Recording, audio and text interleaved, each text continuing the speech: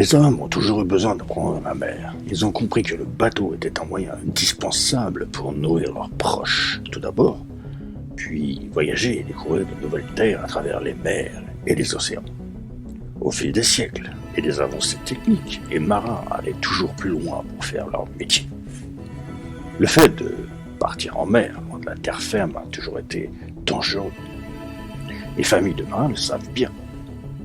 Trop de marins ont disparu en mer et trop nombreux sont les veuves et leurs enfants au cours des siècles. Posons-nous la question, pourquoi la mer fait aussi peur aux marins? Voilà la question. La mer en elle-même est imprévisible, même les marins les plus expérimentés vous le diront. La force des vents durant une tempête en pleine mer est pire que sur la terre. Elle provoque des forces considérables qui peuvent briser n'importe quel navire. Ou bien encore, des siphons que l'on appelle aussi maelstrom ou charybde.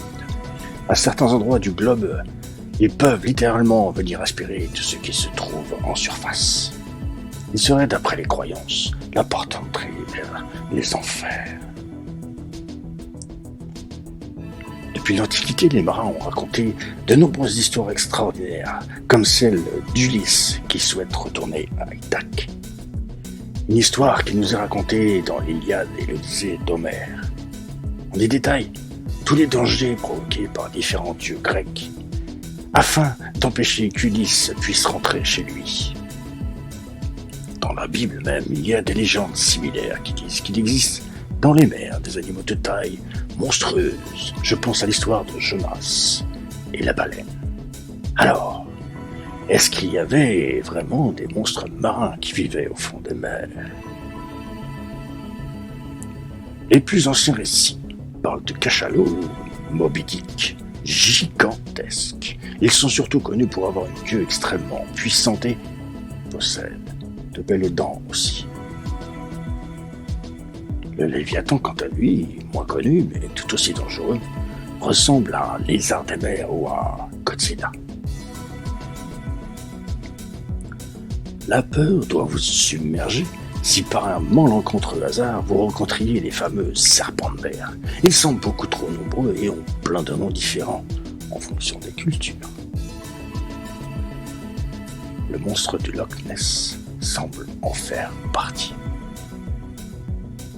Certaines croyances nordiques, comme le Jogmungandir, disent que cet animal peut entourer la Terre entière. Plus connu, mais plus rare, le Kraken. Grâce à sa taille et à ses bras démesurés, il semble être capable de détruire des bateaux sans trop de peine. La peur pousse les marins à croire qu'il existe un dieu de la mer qui est capable d'empêcher les mauvaises rencontres. Les dangers en mer sont nombreux, on le voit bien. Les marins pris de panique devaient laisser des offrandes au dieu Poséidon et parfois sacrifier aussi des hommes. Les légendes et les témoignages des marins étaient nombreux concernant tous ces monstres marins. Mais c'est vers le XVe siècle que les cartographes ont mis des repères sur les cartes maritimes les plus fréquentées. Vous pouvez voir tous les endroits dangereux que les marins devaient éviter à tout prix. Cette carte de Magnus, du nom du cartographe, en est un très bon exemple. On peut voir la carte du Septentrion, les mers de la Scandinavie. Il y a bel et bien des endroits qui sont représentés sur la carte, des endroits à éviter si vous ne souhaitez pas faire de mauvaises rencontres. La peur était telle chez les marins que le fait de nommer ces monstres en pleine mer pouvait les attirer vers le navire et le mettre en péril.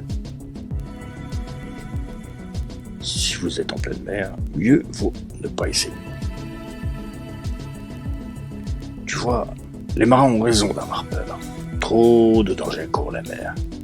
Il y a vraiment des endroits qu'il fallait éviter à tout prix. Alors, est-ce que les monstres marins ont vraiment existé? Notre prochain épisode, New York, parle justement de 3 de nos héros qui font la mauvaise rencontre avec le monstre marin de la fin du 19e siècle. Celui qui paralysait le commerce maritime et terrifiait le monde entier.